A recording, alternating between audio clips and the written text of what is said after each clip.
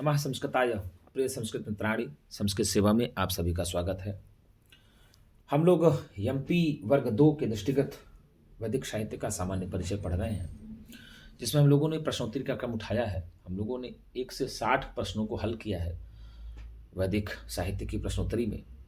आज हम लोग उसी के क्रम में ही तीसरी वीडियो लेकर के आए हैं। 2 वीडियो में हम लोगों ने पढ़ लिया है। यदि आपने अभी तक नहीं पढ़ा हो तो आप वीडियो आराम से देख सकते हैं, पूर्व की 2 वीडियो को।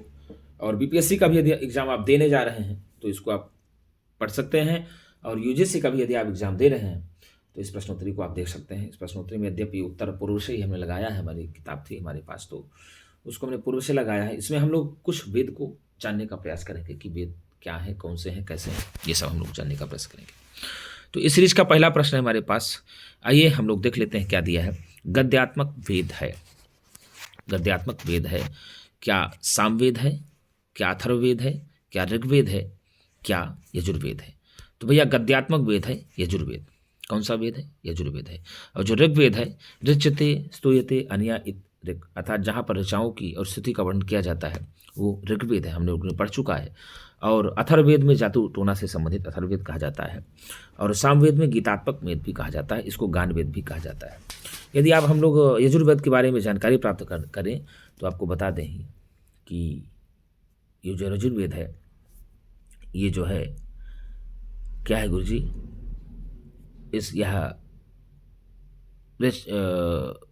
गद्यात्मक वेद है। कैसा वेद है? यह गद्यात्मक वेद है यजुर्वेद। कौन सा वेद? यजुर्वेद। और इसको बता दो गुरुजी, 2 संप्रदायों में बांटा गया है, एक ब्रह्म संप्रदाय, एक आदित्य संप्रदाय। यजुर्वेद को 2 भागों, पहले तो यजुर्वेद के भाग देख लें। तो जो यजुर्वेद है यह 2 भागों में विभक्त है। कौन का? भैया कृष्ण यजुर्वेद, शुक्ल यजुर्वेद। कौन सा है? कृष्ण यजुर्वेद और शुक्ल यजुर्वेद। तो और इसके 2 संप्रदाय हैं, संप्रदाय भी इसके 2 हैं। कृष्ण यजुर्वेद का संप्रदाय है ब्रह्म संप्रदाय, और शुक्ल यजुर्वेद का संप्रदाय है आदित्य संप्रदाय। तो देखिए, पहले हमने लिखा यजुर्वेद।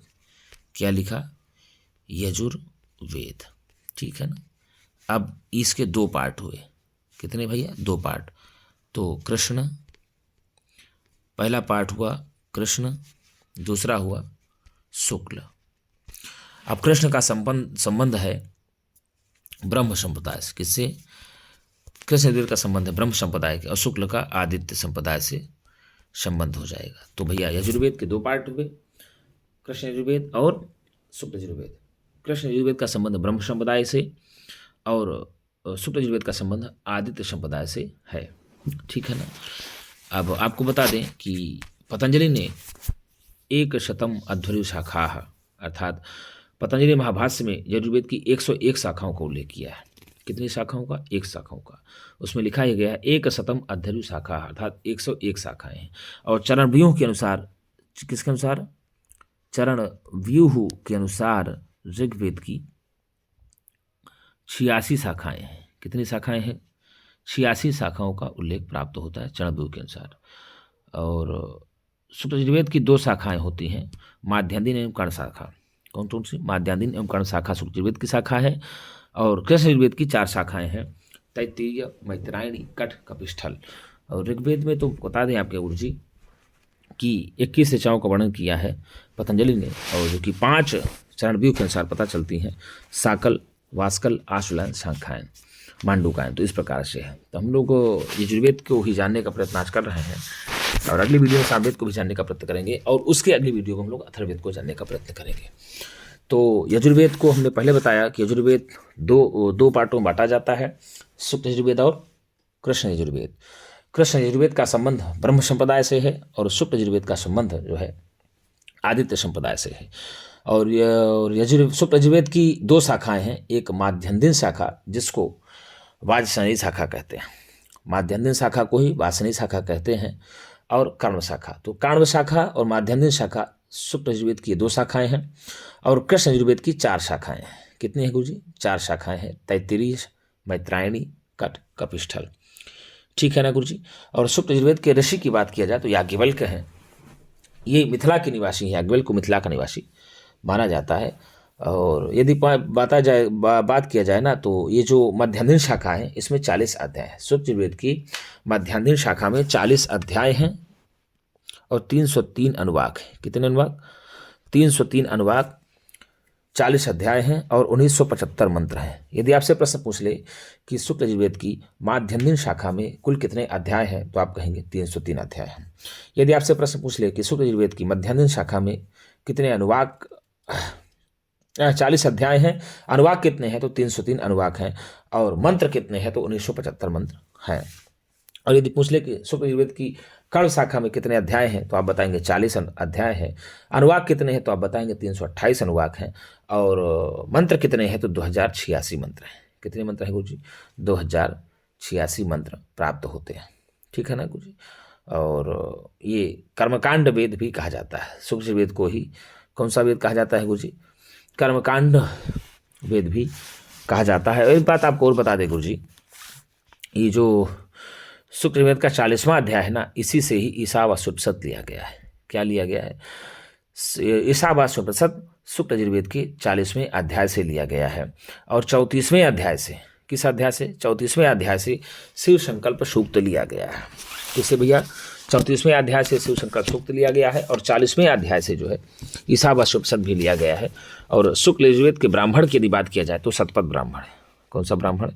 शतपथ ब्राह्मण। शुक्ल यजुर्वेद के ब्राह्मण की बात किया जाए तो शतपथ ब्राह्मण हुए, और शतपथ ब्राह्मण के रचयिता याज्ञवल्क्य माने गए हैं। यदि आपसे पूछ ले कि शतपथ ब्राह्मण के रचयिता कौन है, तो आप बताएंगे शतपथ ब्राह्मण के रचयिता याज्ञवल्क्य जी हैं। कौन है गुरु जी? याज्ञवल्क्य है। तो इस प्रकार से आप शतम पंथानुमार्गा नामाध्याय यस्य तत् शतपथम कहा जाता है इसको, अर्थात जिसमें 100 अध्याय रूपी मार्ग हैं उसको शतपथ कहा जाता है। और शतपथ ब्राह्मण की जो रचयिता है वो याज्ञवल्क्य है। कौन है गुरु जी? याज्ञवल्क्य है। ठीक है। और जो कर्ण शाखा है ना, वह शतपथ ब्राह्मण का ही संपादन आचार्य जे एंगलिंग ने किया था। कर्णशाखी शतपथ ब्राह्मण का जो संपादन किया गया है उसको जे एंगलिंग के द्वारा किया गया है। और कर्णशाखी शतपथ ब्राह्मण 104 अध्याय है। यदि कर्णशाखी शतपथ ब्राह्मण में अध्यायों की संख्या पूछी जाए तो 104 है। कितने हैं गुरु जी? 104 हैं। अब इसी शुक्ल यजुर्वेद के हम बता दें कि उपनिषद प्राप्त होती हैं, ईशावास्योपनिषद और बृहदारण्यक उपनिषद, जो शुक्ल यजुर्वेद की 2 उपनिषदें हैं। कितनी है गुरु जी? इसके बाद हम जोड़ देते हैं शुक्ल, जोड़ देते हैं। क्या जोड़ देते हैं? शुक्ल यजुर्वेद की 2 उपनिषदें हैं। कौन कौन सी? ईशावास्योपनिषद है और बृहदारण्यक उपनिषद है।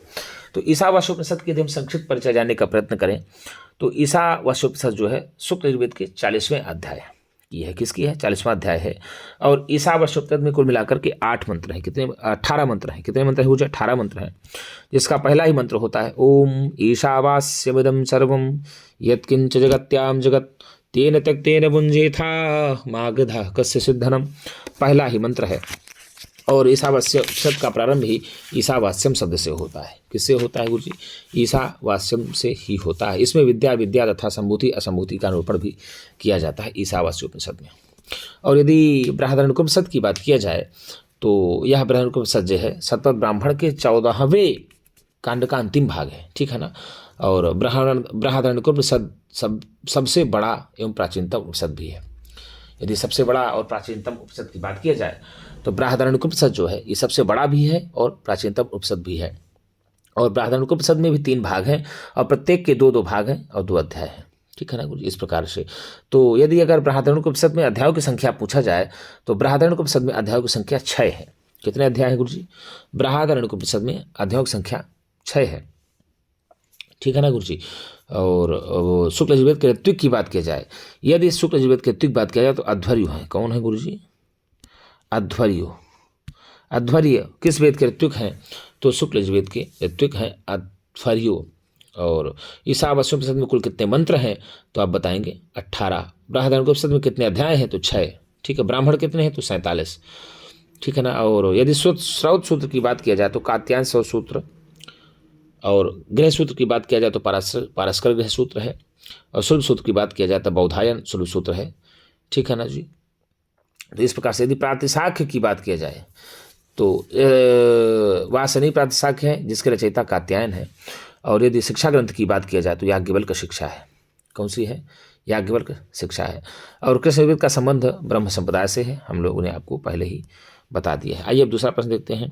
जिस वेद की रचना गद्य और पद्य दोनों में की गई है उसका नाम क्या है? यजुर्वेद है। कौन सा है गुरु जी? यजुर्वेद है। जिस वेद की गणना यज्ञ गद्य एवं पद्य दोनों में की गई है वो हो क्या है गुरु जी? यजुर्वेद है। क्या है? यजुर्वेद है। और सामवेद तो गीतात्मक है, अथर्ववेद में जादू टोना का मतलब है, और ऋग्वेद में ऋचाओं का वर्णन, चित्त स्तुति अनुयायी रेख, ठीक है ना। यजुर्वेद का प्रतिपाद्य विषय है, यजुर्वेद का प्रतिपाद्य विषय क्या है? तो आपको बता दें यजुर्वेद का प्रतिपाद्य विषय जो है वह है कर्मकांड। क्या है? कर्मकांड है, ठीक है ना। और स्तुति किसका है? तो आप बताएंगे ऋग्वेद का है। क्या है? स्तुति ऋग्वेद का है। कः वेदः अध्वर्यो वेद नामना ज्ञायते, अध्वर्यो वेदः कस्य वेदस्य अपरम नाम अस्ति। तो क्या ऋग्वेद का है, क्या सामवेद का है, क्या यजुर्वेदस्य, क्या अथर्ववेदस्य? तो यजुर्वेद का ही नाम है अध्वर्यो वेद। कौन सा नाम है? अध्वर्यो वेद। अर्थात ऋत्विक हैं अध्वर्यो। कौन है? अध्वर्य हैं। ऋग्वेद के कौन है? होता। ऋग्वेद के कौन है? होता। होत्रवेद कहते हैं ना इसको, होत्रवेद। ऋग्वेद को होत्रवेद कहते हैं, यजुर्वेद को अध्वर्यवेद कहते हैं, और सामवेद उद्गात्रवेद कह सकते हैं। क्या कह सकते हैं भैया? उद्गात्रवेद। उद्गात्रवेद इसको कहते हैं। और ब्रह्मवेद, ब्रह्मवेद कह सकते हैं आप, ये जो है अथर्ववेद को है।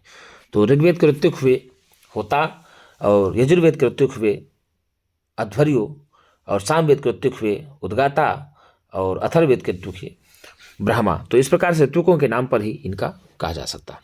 वेदव्यासः यजुर्वेदस्य ज्ञानम कस्मै दत्तवान। वेदव्यास ने यजुर्वेद का ज्ञान किसके लिए दिया? तो वेदव्यास ने यजुर्वेद का ज्ञान वैशंपायन के लिए दिया था। वेदव्यास ने यजुर्वेद का ज्ञान किसके लिए दिया?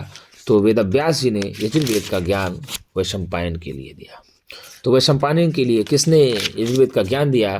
तो वैशंपायन के लिए वेदव्यास ने यजुर्वेद का ज्ञान दिया, ठीक है ना। ऐसा आप कह सकते हैं। यजुर्वेद के कितने भाग हैं? तो 2 भाग हैं। कितने हैं? 2 भाग हैं, शुक्ल यजुर्वेद और कृष्ण यजुर्वेद। यजुर्वेदः संप्राप्तः, यजुर्वेद प्राप्त होता है वायोः अग्नेः इंद्रात् वरुणात्। तो यजुर्वेद प्राप्त होता है वायु से। अग्नि तो ऋग्वेद हो जाएगा, उसमें पहला ही मंत्र है अग्निमेडे पुरोहितम यज्ञस्य देवमृत्युजम होतारम रत्नधातमम। तो पहला मंत्र यदि बात किया जाए तो ऋग्वेद के प्रथम मंडल का पहलवा अध्याय या प्रथम सूक्त सब कुछ ऋग्वेद का अग्नि सूक्त है। और यजुर्वेद की बात किया जाए तो यजुर्वेद के देवता हैं वायु। यदि आपसे पूछ ले कि यजुर्वेद के देवता कौन है, यजुर्वेद से कौन पाए जाते हैं, तो आप बताएंगे वायु देवता है, ठीक है ना। और ये UGC 25/2012 में पूछा भी गया प्रश्न, ठीक है ना गुरु जी। यदि आपसे पूछ ले कि धनुर्वेदः कस्य उपवेदः अस्ति, धनुर्वेद किसका उपवेद है? क्या ऋग्वेद का, क्या यजुर्वेद का, क्या सामवेद का, क्या अथर्ववेद का? तो आपको बता दें तो धनुर्वेद है वह यजुर्वेद का है। और ऋग्वेद का भी बता दिया जाए तो आयुर्वेद है। कौन सा है? आयुर्वेद। आयुर्वेद धनुर्वेद, ठीक है ना। और इसका जो है पिशाच वेद है, असुरवेद, पिशाच वेद, इतिहास वेद किसका? ये अथर्ववेद का। और सामवेद का कौन सा है गुरु जी? तो सामवेद का भी आपको हम क्लियर किए दे रहे हैं कि सामवेद का उपवेद कौन सा है। तो गुरु जी सामवेद के उपवेद की यदि बात किया जाए तो गांधर्व वेद। सामवेद का उपवेद कौन सा है? आप बताएंगे सामवेद का उपवेद है गांधर्व वेद। देखिए ऋग्वेद का हुआ आयुर्वेद। यदि आपसे पूछता है कि ऋग्वेद का कौन सा उपवेद है तो आप बताएंगे आयुर्वेद। और अध्वर्युवेद धनुर्वेद लिखा ही है, सामवेद का है गांधर्व वेद। गांधर्व वेद हो गया सामवेद का। और अथर्ववेद का होगा इतिहास वेद, पुराण वेद, सर्पवेद आदि। ये सब जो है आपका आ जाएगा अथर्ववेद का उपवेद। पतंजलि के अनुसार यजुर्वेद की कितना शाखाएं हैं? तो पतंजलि के अनुसार ऋग्वेद की 100 अध्वर्यु शाखा। कितनी भैया? 100 अध्वर्यु शाखा पतंजलि के अनुसार बताई गई हैं। और आपको बता दें कि ये जो 21 शाखाएं हैं यह ऋग्वेद की हैं।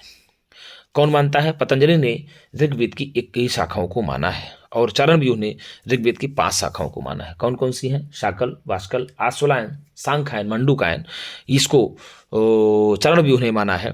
और 21 शाखाओं को ऋग्वेद की पतंजलि ने माना है। और 100 शाखाओं को एक शतम अध्वर्यु शाखा, तो पतंजलि वेद ने महाभाष्य में अपने माना है।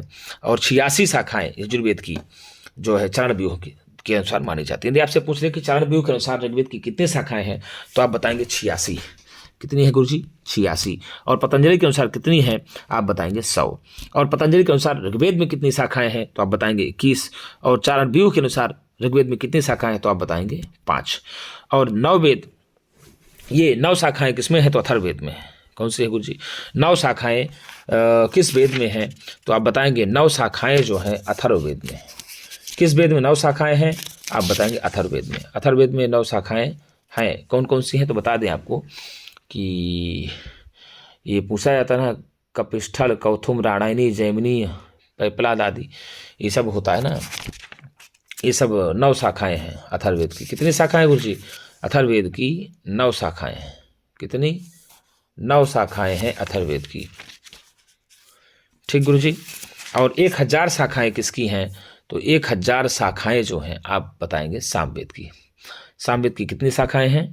1000 हैं। अब आपको बता दें, ये शाकल, वास्कल, आसुलायन, सांख्यायन, मांडूकायन, ये सब तो ऋग्वेद के अनुसार मानी जाती हैं। ठीक, चारबू ने माना है 5। तो फिर देख लीजिए, 21 शाखाएं ऋग्वेद की हैं, 100 शाखाएं यजुर्वेद की हैं, 9 शाखाएं अथर्ववेद की हैं और 1000 शाखाएं सामवेद की। चलिए आगे देखते हैं। कहा यजुषाम वमनम कृतवान आसीत। कहा यजुषाम वमनम कृतवान आसीत। क्या यज्ञवल्क्यः, महीधरः, कुमारिलभट्टः, सायणः। तो भैया याज्ञवल्क्य है। कौन है? याज्ञवल्क्य है। महीधर तो भाष्य करते हैं, उब्बट और महीधर ये भाष्य करता है, और कुमारी भट्ट तो मीमांसक है प्रकार से, और आचार्य सायण भी भाष्य करता माने जाते हैं। कहा यज्ञस्य नेता। यज्ञ का नेता कौन है? अध्वर्युः यज्ञस्य नेता। तो यजुर्वेद का नेता की बात किया जाए तो अध्वर्यु हैं, ऋग्वेद के होता हैं, और साम वेद के उद्गाता हैं, और अथर्ववेद के ब्रह्मा है। यजुर्वेद केशाम योनि है। यजुर्वेद किनकी योनि है? क्या वैश्यानाम, क्या क्षत्रियाणाम, क्या ब्राह्मणानाम, क्या श्रमिकाणाम। तो भैया क्षत्रियाणाम किसकी होगी? क्षत्रियाणाम की होगी, क्षत्रियों की होगी। आगे देखते हो, ब्रह्मा वायो सकाशात किम प्रकाशितवान। ब्रह्म ने वायु से क्या लिया? तो भैया यजुर्वेद। क्या लिया? यजुर्वेद वायु। ऋग्वेद अग्नि। ठीक है ना, ऋग्वेद अग्नि। और सामवेद की बात किया जाए आचार्य है जैमिनी, और अथर्ववेद जादू टोना आदि का विषय है। ठीक है ना। कुछ आगे दिया कि अध्वर्यु कस्य वेदस्य ऋत्विक अस्ति। अध्वर्यु किस वेद के ऋत्विक हैं? क्या ऋग्वेदेन, या यजुर्वेदेन, या सामवेदेन, या अथर्ववेदेन। तो अध्वर्यु जो है यजुर्वेद के हैं, और होता जो है ऋग्वेद के हैं, और होता ऋग्वेद के हैं, उद्गाता सामवेद के हैं, ब्रह्मा अथर्ववेद के हैं। आइए आगे देख लेते हैं। अध्वर शब्दस्य अर्थो भवति यज्ञः। अध्वर शब्दस्य अर्थः भवति यज्ञ। अध्वर का क्या शब्द होता है? यज्ञ है। अब अग्नि सूक्त का संबंध किस वेद से है यदि पूछ ले आपसे, तो अग्नि सूक्त का संबंध ऋग्वेद से है। ठीक है ना। और यम यमी संवाद का तो बता दे, दशम मंडल का 95वां सूक्त से दिया गया है, ऋग्वेद से ही है। दशम मंडल का 95वां सूक्त यम यमी का। और ऋत्विक तो ऋग्वेद के ऋत्विक होते हैं, जितने वेद उतने ऋत्विक। यजुर्वेदाध्यायी भवति। यजुर्वेदीय ऋत्विक कौन है? यजुर्वेदी ऋत्विक कौन है? यजमान, उद्गाता, होता या अध्वर्यु। तो भैया आपको बता दें अध्वर्यु है। होता ऋग्वेद के ऋत्विक हैं, उद्गाता जो है आपके सामवेद के ऋत्विक है। अध्वर्य कर्मणः कृते कः वेदः। अध्वर्य कर्म के लिए कौन सा वेद होता है? क्या ऋग्वेद, क्या ऋग्वेद, क्या सामवेद, क्या यजुर्वेद, क्या अथर्ववेद। तो भैया यजुर्वेद होगा। कौन सा होगा? यजुर्वेद। आगे दिया अध्वर्यो कस्य वेदस्य प्रातिनिध्यम करोति। तो अध्वर्यो जो है क्या ऋग्वेद का प्रतिनिधित्व करता है? क्या यजुर्वेद का, क्या सामवेद का, क्या अथर्ववेद का। तो गुरुजी यजुर्वेद का करता है। और आपको बता दें, और जो होता है वह ऋग्वेद का प्रतिनिधित्व करता है, जो उद्गाता है वह सामवेद का प्रतिनिधित्व करता है, और जो ब्रह्मा है वह अथर्ववेद का प्रतिनिधित्व करता है। अध्वर्युना युक्तः वेदः कहा। अध्वर्यु से युक्त वेद कौन सा है? तो यजुर्वेद है। अध्वर्यु से युक्त कौन सा वेद है? तो गुरुजी आपको बता दें यजुर्वेद होगा। कौन सा वेद अध्वर्यु से युक्त है? तो यजुर्वेद। कौन सा वेद ऋग्वेद से युक्त है, कौन सा वेद होता से युक्त है, तो आप बताएंगे ऋग्वेद। कौन सा युक्त उद्गाता से युक्त है, आप बताएंगे सामवेद। कौन सा वेद ब्रह्मा से युक्त है, तो आप बताएंगे अथर्ववेद। श्रौतयागेषु भित्तिस्थानीयो वेदः को विद्यते, ऋग्वेदः, यजुर्वेदः, अथर्ववेदः या सामवेदः। अब बताइए गुरुजी कि श्रौतयागों में भित्ति स्थानीय से, किससे गुरुजी? श्रौतयागों में भित्ति स्थानीय से कौन संबंधित है? अब आप बताइए इसमें से, क्या यजुर्वेद है, क्या सामवेद है, क्या अथर्ववेद है, क्या है? तो अथर्ववेद नहीं होगा, यजुर्वेद होगा। कौन सा गुरुजी? यजुर्वेद। तो आप उत्तर लगा देंगे बी। ये नहीं ध्यान दीजिएगा टिक लगा है तो साइन हो जाएगा, इसलिए यजुर्मंत्रः की दिशा भवति। यजुर्वेद का मंत्र किस प्रकार से होता है? क्या गद्यात्मक, क्या पद्यात्मक? तो आपको बताएं पद्यात्मक जो है ऋग्वेद का होगा, गानात्मक सामवेद का होता है। पद्यात्मक पहले बताया ऋच्यते स्तूयते अनया इत्र, जहाँ पर ऋचाओं की स्तुति का वर्णन किया जाए वहीं पर तो स्तुति गाई जाती है, पद्य होते हैं। तो पद्यात्मक हो जाएगा आपका ऋग्वेद, गद्यात्मक वेद है यजुर्वेद और गानात्मक वेद है सामवेद। शुक्लत्व कृष्ण भेद कस्य वेदस्य विद्यते, शुक्ल और कृष्ण का भेद किस वेद में होता है? क्या यजुर्वेद में, क्या अथर्ववेद में, क्या सामवेद में, क्या ऋग्वेद में? तो शुक्ल यजुर्वेद और कृष्ण यजुर्वेद, यजुर्वेद के दो भाग हैं, तो यह यजुर्वेद का ही होगा। शुक्ल यजुर्वेद का संबंध आदित्य संप्रदाय से है और कृष्ण यजुर्वेद का संबंध ब्रह्म संप्रदाय से, ठीक है ना। और अथर्ववेद की कितनी शाखाएं हैं? तो तौद, मौद, शौनक, जाजर, जलद, ब्रह्मवर्त, देवदर्श, चारणवैद, ये सब शाखाएं अथर्ववेद की हैं, 9 शाखाएं। सामवेद की हजारों शाखाएं हैं और ऋग्वेद की तो 21 भी हैं, 5 भी हैं, ठीक है ना गुरुजी। आगे दिया यजुर्वेदे यजुषाम संग्रह किमर्थम अस्ति, यजुर्वेद में यजुषों का संग्रह किस लिए है? कि उदात्तत्वम या गानत्वम या युद्धत्वम या अध्वर्युत्तम, तो अध्वर्युत्तम हो जाएगा। उदात्तत्वम, उदात्तत्वम तो आपको बता दें उदात्री, तो आपको कहेंगे उद्गाता सामवेद का हो जाएगा, गानत्वम सामवेद से हो जाएगा, ठीक है गुरुजी। देवस्य त्वा सवितुः प्रसवे प्रसवेशनोर्बाहुर्भ्याम पुष्णो हस्ताभ्याम इति मंत्रः कस्मिन् वेदे अस्ति, भैया यजुर्वेद में है। किस वेद में है? यजुर्वेद में हो जाएगा। कः वेदः अन्यताक्षरावसानात्मको भवति, कौन सा वेद अन्यताक्षर से युक्त होता है? यजुर्वेद। कौन सा वेद गुरुजी? यजुर्वेद होगा कि सामवेद होगा कि अथर्ववेद होगा कि ऋग्वेद होगा? बताइए गुरुजी। तो बताएंगे आप यजुर्वेद। कौन सा वेद होगा गुरुजी? यजुर्वेद हो जाएगा। कौन सा? यजुर्वेद हो जाएगा। आगे दिया कि सायणाचार्य प्रथमतया कस्य वेदस्य व्याख्या कृतवान, सायणाचार्य ने सर्वप्रथम किस वेद का व्याख्या किया? क्या यजुर्वेद का, क्या अथर्ववेद का, क्या सामवेद का, क्या ऋग्वेद का? तो सायणाचार्य ने ही सर्वप्रथम यजुर्वेद की व्याख्या किया है। किसकी किया है गुरुजी? यजुर्वेद की किया है। विद्ययामृतस्नुते शुक्ल यजुर्वेदस्य कस्मिन् अध्याये अस्ति, विद्ययामृतस्नुते एकादशे दशमे त्रिंशे चत्वारिंशे, तो गुरुजी 40वें अध्याय का है और शुक्ल यजुर्वेद के 40वें अध्याय से ही ईशावास्योपनिषद लिया गया है और यह विद्या और विद्या के बारे में ईशावास्योपनिषद में ही बताया गया है। तो आपको बता दें गुरुजी वहाँ पर से यही लिया गया है। कहाँ से लिया गया है? वहीं पर से यहाँ लिया गया है, उसी ईशावास्योपनिषद में से लिया गया है। तो आप सीधे लगाएंगे गुरुजी ईशावास्योपनिषद से लिया गया है, तो 40वें अध्याय से। किससे गुरुजी? 40वें अध्याय से लिया गया है। माध्यन्दिन संहितायाः परम नाम किम अस्ति, माध्यन्दिन संहिता का अपर नाम क्या है? तो क्या वासनी, गर्ग, कर्क, काण्व संहिता? तो माध्यान्दिन संहिता का नाम ही है अपर नाम वासनी संहिता। वासनी संहिता कहिए चाहे माध्यान्दिन संहिता कहिए। देखो ऋग्वेद की 2 संहिताएं हैं, पहली है वासनी संहिता और काण्व संहिता, मतलब शाखा 2 है। शुक्ल यजुर्वेद की 2 शाखाएं कौन कौन सी? तो चाहे आप वासनी संहिता कहो, चाहे काण्व संहिता कहो, चाहे माध्यान्दिन संहिता, चाहे वासनी संहिता एक ही है और काण्व संहिता दूसरी है। और यदि कृष्ण यजुर्वेद की बात किया जाए तो तैत्तिरीय, मैत्रायणी, कठ और कपिस्थल है। शुक्ल यजुर्वेद से संबंधित है। क्या कहा गुरुजी? शुक्ल यजुर्वेद से संबंधित है तांड ब्राह्मण, तांड ब्राह्मण, ऐतरेय ब्राह्मण, कौशितक ब्राह्मण, सतपथ ब्राह्मण और तो गोपद ब्राह्मण। तो आपको बता दें ये सामवेद तांड ब्राह्मण है, वह सामवेद से संबंधित है। किससे संबंधित है? सामवेद से संबंधित है। किससे संबंधित है गुरुजी? सामवेद से संबंधित है। कौन सा? तांड ब्राह्मण।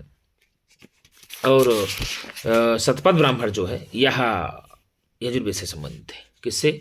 शतपथ ब्राह्मण यजुर्वेद से संबंधित है और ऐतरेय ब्राह्मण ऋग्वेद से संबंधित है। किससे? ऐतरेय ब्राह्मण ऋग्वेद से है। ऐतरेय और कौशितकी, ऐतरेय कौशितक ब्राह्मण ऋग्वेद से संबंधित है। आपसे पूछ ले कि ऐतरेय कौशितक ब्राह्मण किससे संबंधित है, आप आराम से बताएंगे गुरुजी ऋग्वेद। किससे? ऋग्वेद से। ऐतरेय और कौशितक ब्राह्मण ऋग्वेद से है। तान्य ब्राह्मण सामवेद से संबंधित है। किससे गुरुजी? सामवेद से संबंधित है तान्य ब्राह्मण। और शतपथ ब्राह्मण संबंधित है ऋग्वेद से। और गोपथ ब्राह्मण संबंधित है अथर्ववेद से। यदि आपसे पूछ ले कि गोपथ ब्राह्मण किससे संबंधित है, तो आप आराम से बताएंगे अथर्ववेद से। तो तान्य ब्राह्मण सामवेद से, ऐतरेय और कौशितक ब्राह्मण ऋग्वेद से, और शतपथ ब्राह्मण शुक्ल यजुर्वेद से, और गोपथ ब्राह्मण का संबंध जो है अथर्ववेद से है। ठीक है ना। वार्ष्णेय संहिता का नाम है भैया, वार्ष्णेय चाहिए कहिए चाहे माध्यान्ह संहिता कहिए, क्या? वार्ष्णेय माध्यान्ह संहिता, तो दोनों का नाम ही यही है। और कांड संहिता 2 शाखाएं हैं शुक्ल यजुर्वेद की, तो उसका नाम शुक्ल यजुर्वेद हो जाएगा। कृष्ण यजुर्वेद की 4 शाखाएं हैं, तैत्तिरीय, मैत्रायणी, कठ और कपिष्ठल है। ऋग्वेद की पतंजलि के अनुसार 21 हैं, चाणक्य के अनुसार 5 हैं जो कि पाई जाती हैं वर्तमान समय में ही। साकल, वाष्कल, आश्वलायन, सांख्यायन, मांडुकायन ये हैं। और सामवेद की हजारों शाखाएं हैं। कितने? 1000। और परमावटिक साखी वेद है। परमावटिक साखी वेद कौन सा है? क्या कृष्ण यजुर्वेद, क्या शुक्ल यजुर्वेद, क्या सामवेद, क्या अथर्ववेद? तो परमावटिक जो साखी वेद है वह शुक्ल यजुर्वेद है। कौन सा वेद है गुरुजी? शुक्ल यजुर्वेद है। अब आपको बता दें गुरुजी, थोड़ा सा यजुर्वेद का संक्षिप्त परिचय हम लोग पढ़ लेते हैं। यजुर्वेद जो है यह यजुर्वेद के यजुष शब्द से, क्या है? यजुर्वेद के यजुष शब्द से उत्पन्न हुआ है। किससे गुरुजी? यजुष शब्द से। किससे कहेंगे आप? यजुष शब्द से उत्पन्न हुआ है। किससे? यजुष शब्द से। तो हम लोग यजुर्वेद का संक्षिप्त परिचय जानने का प्रयत्न करते हैं कि इसका संक्षिप्त परिचय क्या होगा। ठीक है ना मित्रों। तो आपको बता दें यजुर्वेद जो है ना यजुष शब्द से है। किससे गुरुजी? यजुष शब्द से।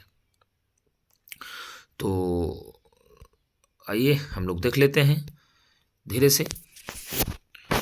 तो देखिए जो यजुर्वेद है यह यजुष शब्द से इसकी उत्पत्ति होती है। और आपको बता दें कि यजुष का मुख्य अर्थ होता है यजुर्यजते है, अर्थात यज्ञ से संबंधित मंत्रों को यजुष कहते हैं। यजुष किसको कहते हैं? यज्ञ से संबंधित मंत्रों को ही यजुष कहा जाता है। इज्जते अनेनित यजुः, अर्थात जिन मंत्रों को से यज्ञ का विधान आदि किया जाता है, यज्ञ किया जाता है, उसी को यजुष कहा जाता है। यजुर्वेद को ही कर्मकांड का साक्षात ज्ञान भी होता है। यजुर्वेद का संबंध कर्मकांड से होता है और कर्मकांड से यजुर्वेद का साक्षात संबंध है। इसे अध्वर्य वेद भी कहा जाता है। यजुर्वेद को ही अध्वर्य वेद भी कहा जाता है। और इसके जो ऋत्विज होते हैं इसी का नेतृत्व करते हैं वही यज्ञकर्ता होता है। और आपको बता दें कि इनके ऋत्विक हैं अध्वर्यु। और ये जो अतएव इनको सायण ने ही कहा है कि यज्ञ का स्वरूप और निष्पादक भी किया जाता है। तो अध्वर्य नामक एक ऋत्विक होता है जो यज्ञ का स्वरूप निष्पादित करता है। ठीक है ना। अध्वरम युनक्ति, अध्वरस्य नेता भी इनको कहा जाता है। और यजुर्वेद को क्या कहा जाता है? तो अन्यताक्षरावसानो यजुः। क्या कहा? अन्यताक्षरावसानो यजुः।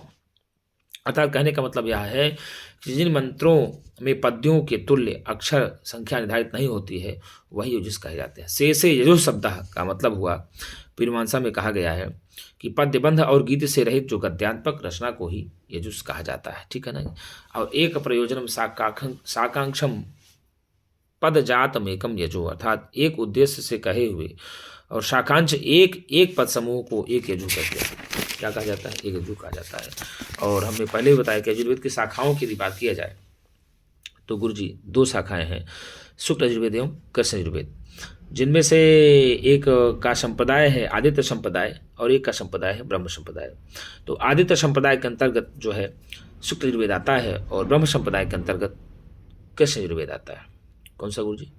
कृष्ण यजुर्वेद आता है। इसमें एक श्लोक भी दिया गया था, आदित्यानि मानि शुक्लानि यजूंषि वाजसनि येन याज्ञवल्क्येन आख्यायन्ते। तो इस प्रकार से दिया गया है गुरुजी। तो कृष्ण यजुर्वेद का संबंध जो है ब्रह्म संप्रदाय से होता है और शुक्ल यजुर्वेद का संबंध आदित्य संप्रदाय से होता है। किससे होता है गुरुजी? आदित्य संप्रदाय से होता है। और शुक्ल यजुर्वेद के ऋषि जो हैं याज्ञवल्क्य माने जाते हैं। कौन माने जाते हैं गुरुजी? याज्ञवल्क्य माने जाते हैं। और जो अगर बात किया जाए तो शुक्ल यजुर्वेद की 2 शाखाएं हैं, माध्यन्दिन या वासनेय शाखा है। कौन सी? माध्यन्दिन या वासनेय शाखा है और कर्ण शाखा है, ठीक है ना। और शुक्ल यजुर्वेद के विषय वस्तु की यदि बात किया जाए तो यह कर्मकांड का वेद है। किसका वेद है गुरुजी? कर्मकांड का वेद है। इसमें बता दें आपको, अध्याय 1 और 2 में दर्श अमावस्या के बाद होने वाली जो प्रतिपदा होती है और पौर्णमास से संबंध यागों का वर्णन है। अध्याय 1 और 2 में दर्श एवं पौर्णमास से संबंध यज्ञों का वर्णन किया गया है शुक्ल यजुर्वेद की, ठीक है ना। लेकिन इसमें मोस्ट है 34वां अध्याय। तो हमने पहले बताया कि 34वां अध्याय यजुर्वेद की 34वें अध्याय से लिया गया है शिव संकल्प सूक्त और 40वें अध्याय से लिया गया है ईशावास्य उपनिषद। तो और यदि अब तैत्तिरीय कृष्ण यजुर्वेद की शाखाओं की बात किया जाए जो 4 शाखाएं हैं, तैत्तिरीय, मैत्रायणी, कठ और कपिस्थल।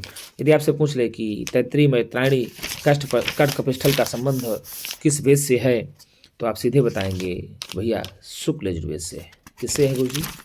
शुक्ल यजुर्वेद से। तैत्तिरीय, मैत्रायणी, कठ और कपिस्थल का संबंध शुक्ल यजुर्वेद से है। तो आप इस प्रकार से आराम से बताएंगे। और आपको बता दें कि जो शुक्ल यजुर्वेद है, तो जो तैत्तिरीय शाखा है इसमें 7 कांड हैं, 44 प्रपाठक हैं और 6 से 31 अनुवाक हैं। मैत्रायणी शाखा में 4 कांड हैं, 54 प्रपाठक हैं, 31 से 44 मंत्र पाए जाते हैं। और कट शाखा में 5 खंड, 40 से स्नातक स्थानक भी प्राप्त होते हैं। तैत्तिरीय ब्राह्मण यदि पूछ लिया जाए कि कितने कांड हैं, तो आप बताएंगे तैत्तिरीय ब्राह्मण में 3 कांड हैं। मैत्रेयी ब्राह्मण में कितने अध्याय हैं? 3 अध्याय प्राप्त होते हैं। कितने गुरुजी? 3 अध्याय प्राप्त होते हैं। तो इस प्रकार से यजुर्वेद का जो संक्षिप्त परिचय रहा है, आप लोगों ने पढ़ा और जाना। और बताऊं मित्रों कि आपको यही ज़्यादा से ज़्यादा आपको बीपीएससी में पूछ लेगा और यूजीसी में पूछ लेगा, तो आप लोग इसका उत्तर बड़ी आसानी से दे सकते हैं। तो मित्रों, आज के इतना ही। हम पुनः एक नई वीडियो के साथ मिलेंगे। तब तक के लिए नमः संस्कृताय, शुभ रात्रि।